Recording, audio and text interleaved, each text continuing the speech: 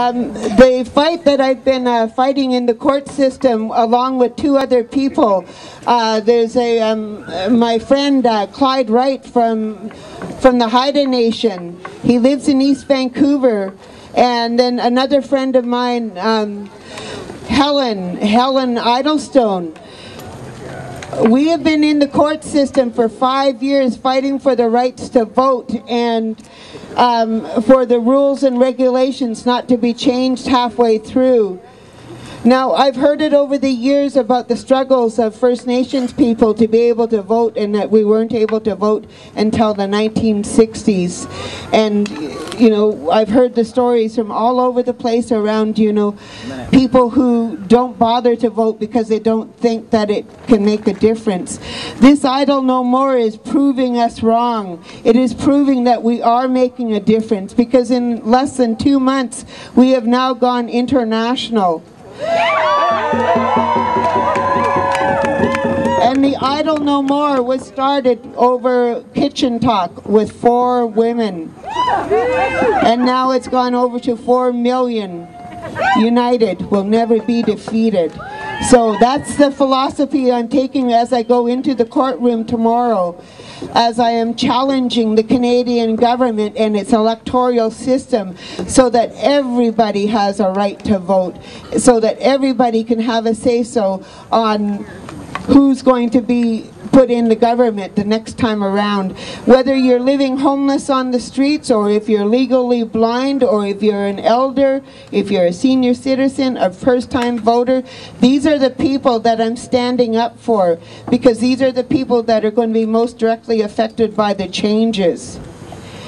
How this got started with my friend Clyde and me. Clyde was homeless on the streets in Vancouver at the time. They told him he couldn't vote because he had all the ID but no address.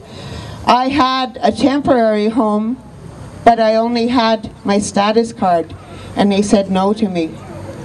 They said no, I couldn't vote with just that status card, so I had to go find a receipt. And then they still said no, because I had to have 2 pieces of ID. So that's when I had the idea that that's it, you know, like I'm going to stand up and fight for my rights, to fight for my rights for everybody.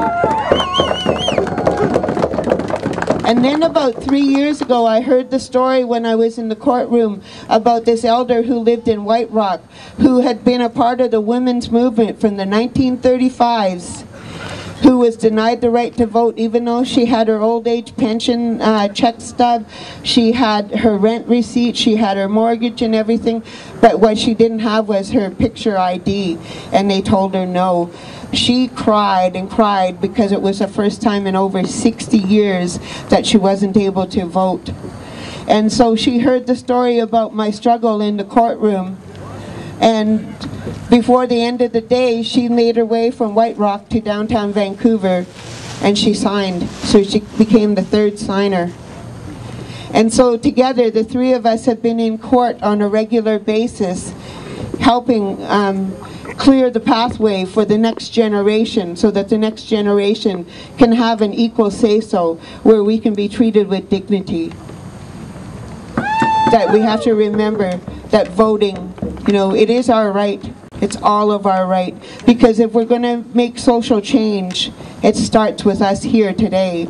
So the Idle No More has just come to a new level of watching a new group of people taking a different direction again, but also making change. And so the print that I have here, it's a dragonfly that was donated by Virgil Sampson. Virgil Sampson has been a part of my story as he's heard me over the years fighting with this, and then he said, take this print and raffle it and help cover the cost. He said it's costly. He said he knows that, you know, that I've been really struggling with it. I also have another little gift that was donated to me by Fred here for donation, and it's an awesome dream catcher, so I say thank you very much, Fred.